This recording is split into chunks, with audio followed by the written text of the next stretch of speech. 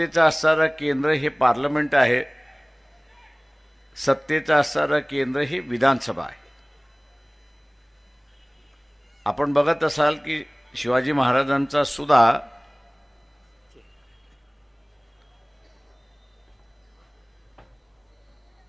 राज्य स्थापन झालं, फार मोठा इलाका त्यांनी आज सारा आपल्या कब्जाखाली केला. परंतु त्या कालावधीमध्ये जोपर्यंत राजाचा असणारा मान सन्मान धर्माने केला नाही, राज्याभिषेक जे म्हणतो आपण,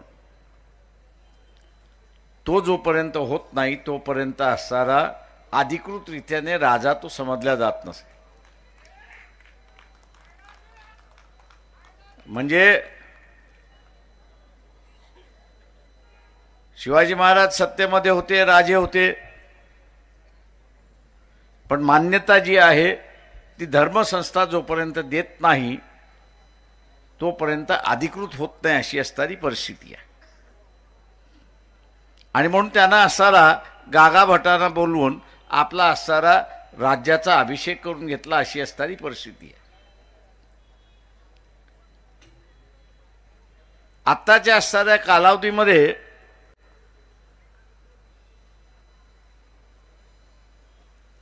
सत्तेचं केंद्र बदललं.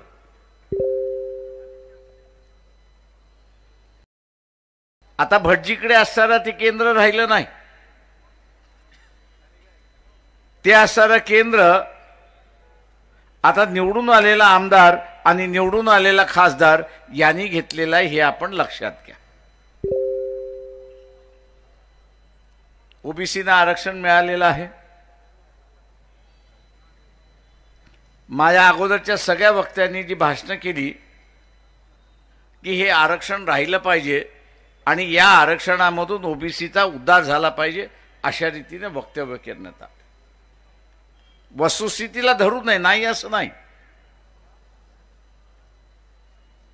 हे आरक्षण आपण वाचवणार कसं,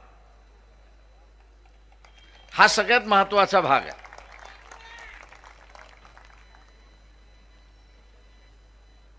नुसतं वाचवायचं नाही तर उद्याच्या या आरक्षणामधून लोकांचा विकास झाला पाहिजे, हेही आपण त्या ठिकाणी पाहिलं पाहिजे. आता हा विकास साधायचा असेल आणि आमदार आणि खासदार व्हायचं असेल तर सगळ्यात प्रथम काय मिळालं पाहिजे? उमेदवारी मिळाली. सगळ्यात प्रथम काय आहे तर उमेदवारी मिळाली पाहिजे. उमेदवारी मिळाली तर आपण इलेक्शनला उभं राहतो आणि इलेक्शनला उभं राहिलो, जिंकलो की आपण त्या विभागाचा आमदार होतो किंवा त्या विभागाचा खासदार होतो. इथेच सगळ्यात मोठी गमक आहे, हे आपण लक्षात घ्या. इथे सगळ्यात मोठी गमक आहे. मी आज नाही तर 90 सालापासून असणारं म्हणत आलेलो आहे की महाराष्ट्राची सत्ता,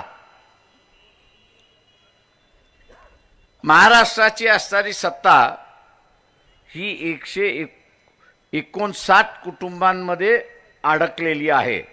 मग ती डीसीसी बँकेचं चेअरमन असेल, जिल्हा परिषदेचा अध्यक्ष असेल,